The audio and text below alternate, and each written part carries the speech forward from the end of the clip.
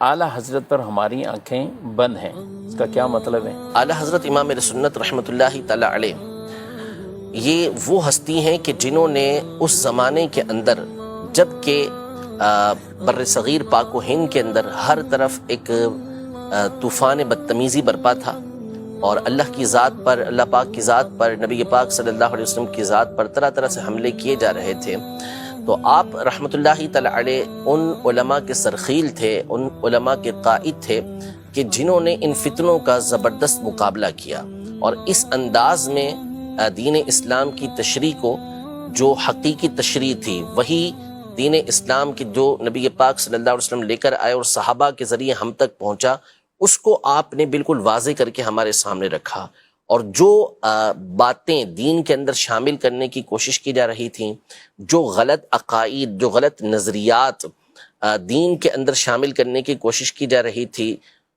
اولیاء پر، صحابہ پر، اہل بیت پر، انبیاء پر، حتیٰ کہ اللہ کی ذات پر جو اعتراضات کیے جا رہے تھے، ان کے بارے میں جس طرح کے غلط نظریات اور عقائد کو بیان کیا جا رہا تھا، ان تمام نظریات اور عقائد کا دلائل کے ساتھ آپ نے رد کیا۔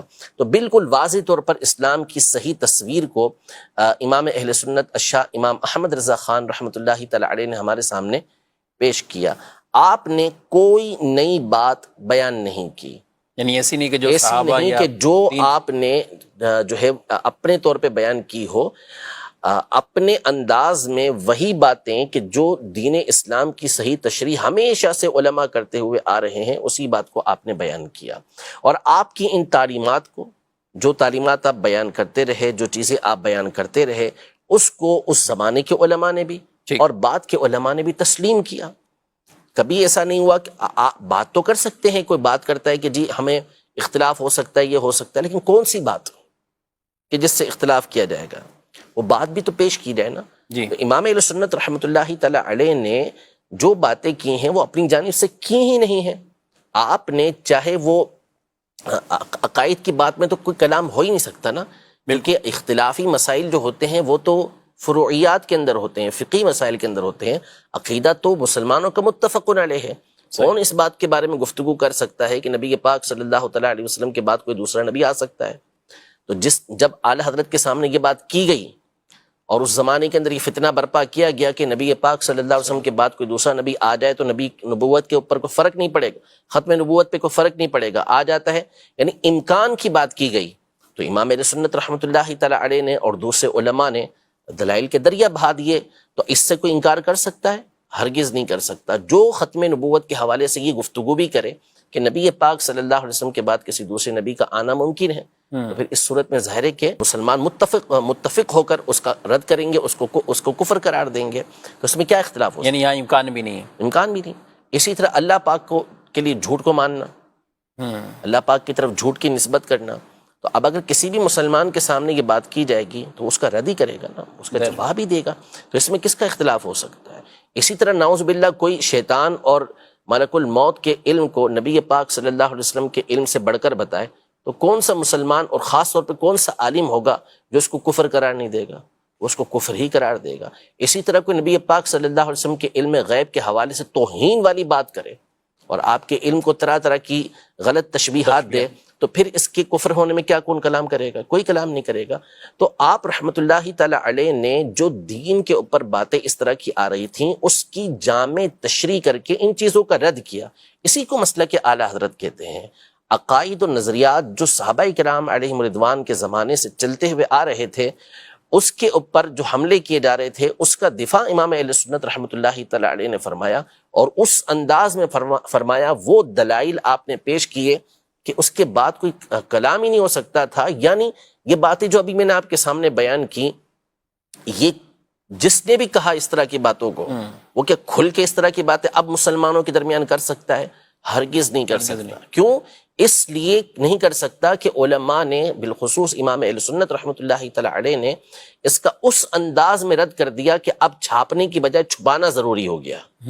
ٹھیک ہے، ورنہ اگر یہ رد نہ کیا جاتا تو چھپانے کی بجائے چھاپا جاتا۔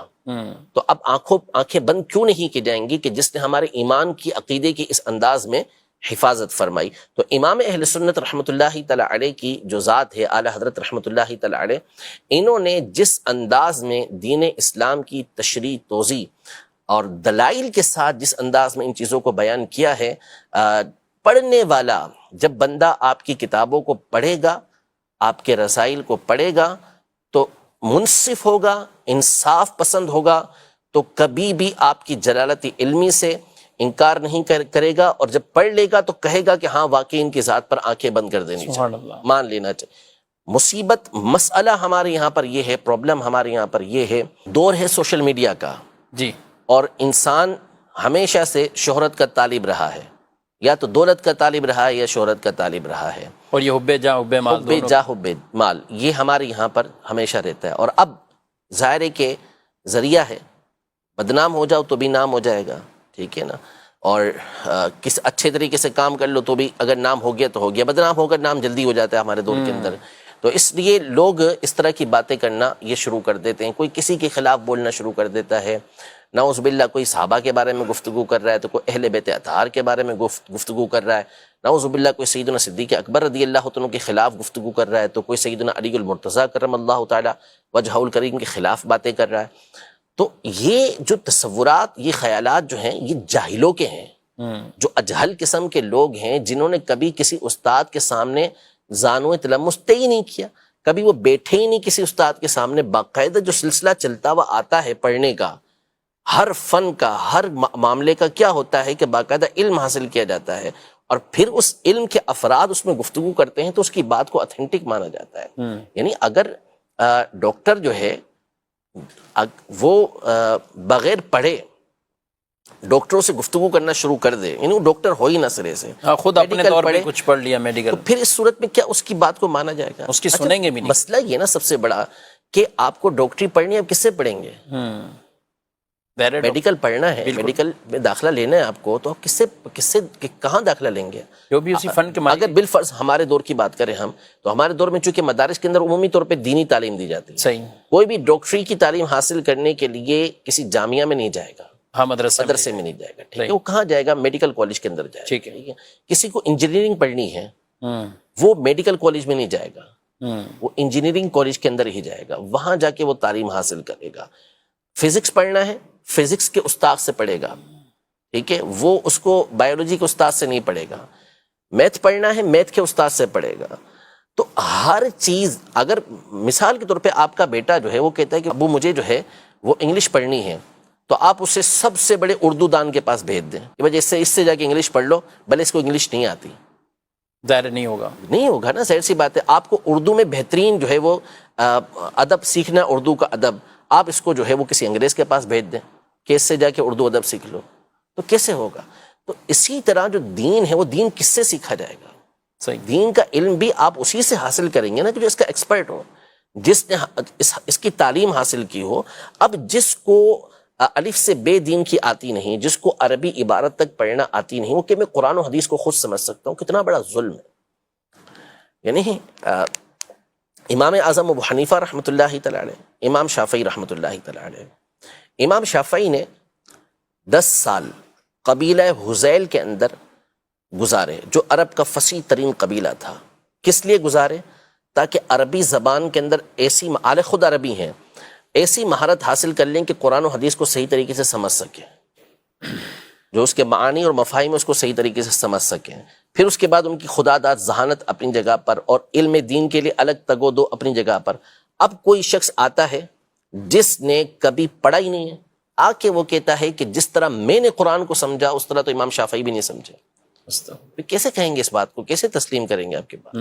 یعنی آپ بڑے بڑے جو فلاسفر ہیں ان کے مقابلے میں آپ ہماری بات کو تسلیم نہیں کریں گے. اگر ہم کوئی حکمت والی بات کہیں تو نہیں، اس کی بات معتبر ہے زیادہ.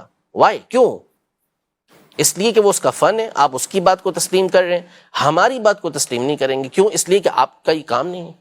میں میڈیکل کی کوئی بات آپ کو بتا دوں، میں ڈاکٹری کی کوئی بات آپ کو بتا دوں، انجینئرنگ کی کوئی بات آپ کو بتا دوں، جو میں نے اس کتاب سے پڑھ لی، اس کتاب سے پڑھ لی، تو میری بات تسلیم نہیں ہے. اس کی بات کیوں تسلیم ہے؟ اگر میں نے ابتدائی تعلیم حاصل کر لی چلے اس کی میڈیکل کی، تو بھی میری بات ویسی معتبر نہیں جیسے کہ 50 سال پرانے ڈاکٹر کی بات معتبر ہے. بالکل. کیوں؟ اس لیے کہ اس کا تجربہ ہو چکا، وہ مجھ سے زیادہ پڑھ چکا. لیکن جہاں دین کی بات آتی ہے تو ہماری آنکھیں پتہ نہیں بند ہونے کی بجائے اور زیادہ عجیب سی ہو جاتی ہیں. تو اس لیے جو اسلاف ہیں، بزرگان دین ہیں، یہ ایک پورا ٹاپک ہے. اگر میں اس پر گفتگو کرنا چاہوں کہ متقدمین اور متاخرین کے علم کے درمیان کیسا فرق ہے، تو اس پر علماء کی 50 نصوص موجود ہیں کہ متقدمین یعنی پرانے علماء کے جو علمی رسوخ ہوتا تھا، ان کی مضبوطی ہوتی تھی، وہ اس قدر زیادہ ہے کہ امام ذہبی رحمۃ اللہ تعالیٰ علیہ جیسی ہستی نے فرمایا کہ جب آپ نے ابو بکر الاسماعیلی رحمۃ اللہ تعالیٰ کی ایک کتاب کا مطالعہ کیا، مسند فاروق کا، تو آپ نے فرمایا میں نے جان لیا کہ متاخرین متقدمین کے حفظ کے برابر پہنچ ہی نہیں سکتے. ایسے کئی نصوص علماء کی موجود ہیں. تو اس لیے ہمیشہ اپنے بزرگوں کا دامن تھام کے رکھیں، اسلاف کا دامن تھام کے رکھیں. ہمیں کہا گیا اہدنا الصراط المستقیم، ہمیں سیدھے راستے پر چلا. صراط الذین انعمت علیہم، راستہ ان کا جس پر تو نے انعام کیا، اور وہ انبیاء، شہداء، صدیقین، صالحین، نیک لوگ ہیں، پارسا لوگ ہیں. ہمیشہ اس کے راستے کو اختیار کریں. فرمایا وَمَن يَتَّبِعْ غَيْرَ سَبِيلِ الْمُؤْمِنِينَ نُوَلِّهِ مَا تَوَلَّى وَنُصْلِهِ جَهَنَّمَ، کہ جو مسلمانوں کے راستے کے علاوہ کوئی اور راستہ اختیار کرے گا، ہم اس کو اسی طرف پھیر دیں گے اور اس کو جہنم کے اندر داخل کر دیں گے. تو مسلمانوں کا راستہ کون سا ہے؟ وہ یہی راستہ ہے کہ جس کے اوپر اہل سنت چل رہے ہیں، جس پر ائمہ اربعہ کے مقلدین چل رہے ہیں. وہ راستہ نہیں ہے کہ جس پر جہلا چل رہے ہوں، وہ راستہ نہیں ہے کہ جس کے اندر بزرگوں کی توہین ہو رہی ہو، وہ راستہ نہیں ہے کہ جس میں صحابہ و اہل بیت کو جو ہے وہ 2 ٹکے کا نعوذ باللہ قرار دیا جا رہا ہو، جس میں جو ہے وہ نبی پاک صلی اللہ تعالیٰ علیہ وآلہ وسلم کی ذات کے حوالے سے گفتگو کی جا رہی ہو. یہ کون سا راستہ ہے؟ یہ بزرگوں کا راستہ کب سے بن گیا؟ ہرگز ایسا نہیں ہے. تو ہمیشہ اسلاف کے بزرگوں کے دامن کو مضبوطی کے ساتھ تھام کے رکھیں.